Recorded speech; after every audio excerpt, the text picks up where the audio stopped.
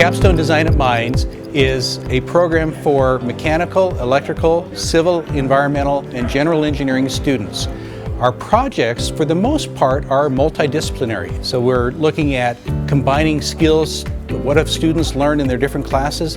How do they bring them together to solve a problem, typically from a client?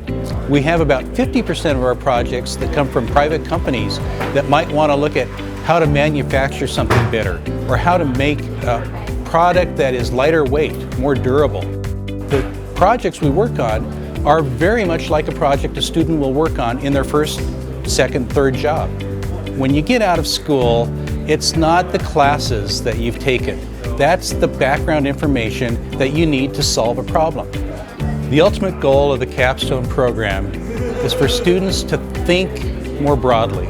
So how do you interact with people with different backgrounds? How do you pull that together and show that you can make something that is of value to a customer, to a community, to an organization?